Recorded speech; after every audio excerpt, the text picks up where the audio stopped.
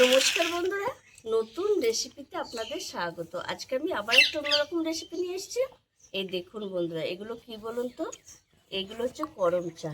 আজকে আমি এই করম চারই অসাধারণ একটা আচার করে দেখাবো।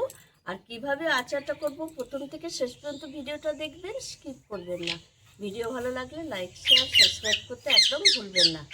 করম চার আচারের জন্য নিয়ে নিয়েছি আমি এই যে এক থালা করম চা। আর এটা দুরকম কালার হয়, এটা একটা সবুজ কালার আর একটা সাদা আর গোলাপি কালার হয়। আর এখানে একটা ভাজা মশলা করব, তার জন্য নিয়ে নিয়েছি গোটা ধনে, গোটা জিরে, রাঁধুনি, শুকনো লঙ্কা, চিনি, নুন, সাদা তেল, পাঁচফোড়ন আর হলুদ গুঁড়ো। আর কিছু লাগবে না। প্রথমে আমি করম চাটা কেটে একটু জলে দিয়ে রাখবো, তাহলে কষটা বেরিয়ে যাবে। করম চাটা কেটে এই যে বীজটা ভেতরে এই চামচের পেছনের সাহায্যে এই যে বীজটা ফেলে দেবো। এই দেখুন বীজটা ফেলে দেবো, দিয়ে জলে দিয়ে রাখবো, কষটা বেরিয়ে যাবে। দেখুন বন্ধুরা, করম চা সব কেটে নিয়েছি আর এই দেখুন বীজগুলো সব বের করে নিয়েছি। কতগুলো বীজ হয়েছে দেখুন। আর এটা কষ দেখুন কিরম বেরিয়েছে। আমি উনুনটাও ধরিয়ে নিয়েছি। উনুনে আমি প্রথমে ভাজা মশলাটা আগে করে নেব। ভাজা মশলা রাঁধুনি, গোটা জিরে, গোটা ধনে আর শুকনো লঙ্কাটা দিয়ে একটু ভেজে নেবো হালকা, খুব বেশি ভাজবো না। মশলা ভাজা হয়ে গেছে, এবার আমি নামিয়ে নেব। পরে আমি শিলপাটে বেটে আনবো। এবার আমি কড়াইয়ের মধ্যে অল্প করে জল দেব।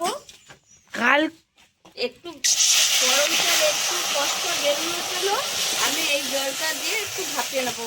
মানে এই ভাপালে তাহলে করম চার কষ্টটা বেড়ে যাবে আর একটা টক ভাবটাও অনেক কমে যাবে। এমনি করম চা খুব টক হয়। একটু হলুদ গুঁড়ো দিয়ে দেবো, দিয়ে আমি কেটে রাখা গরম চাগুলো দিয়ে দেবো। শুধু 2 মিনিট মতো একটু ভাপাবো, তাহলেই হয়ে যাবে। বেশি ভাপাবার দরকার নেই, বেশি ভাপালে গলে যাবে। 2 মিনিট মতো একটু ভাপিয়ে নিয়েছি, এবার আমি জলটা গেলে নেব।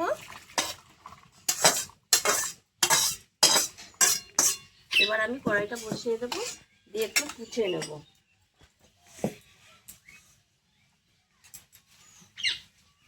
কড়াইয়ে দিয়ে দেবো সাদা তেল, অল্প করে দেব, যেহেতু আচার এটা বেশি তেলের দরকার নেই।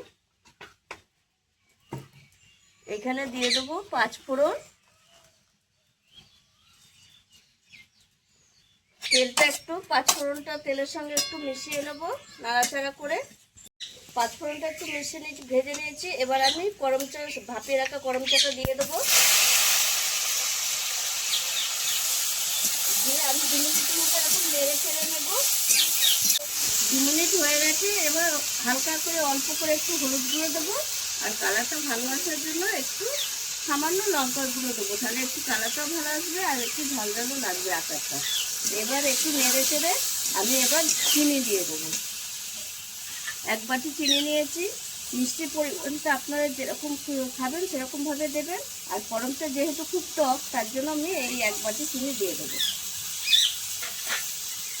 দিয়ে চিনিটা গলা অবধি অপেক্ষা করব।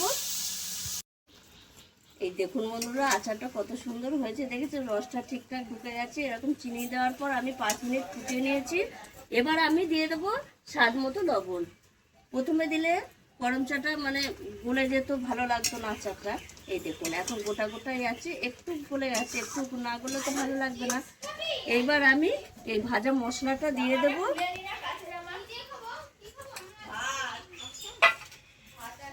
দেখুন বন্ধুরা, আর এই আচারটা একটু রেখে রেখে খেলে অসাধারণ লাগবে। আপনারা এটা স্টোর করেও রাখতে পারেন। স্টোর করে রাখলে যত মজবে আচারটা তত খেতে সুন্দর লাগবে। দেখতে পাচ্ছেন কত সুন্দর হয়েছে। এবার আমি নামিয়ে নেব। নামিয়ে ঠান্ডা করে নিলে আর একটু বেশ গাঢ় গাঢ় হয়ে যাবে।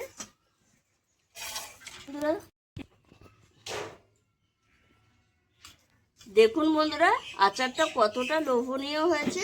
এই দেখুন, এই আচারটা এই সময় করম চার আচার অসাধারণ লাগে খেতে।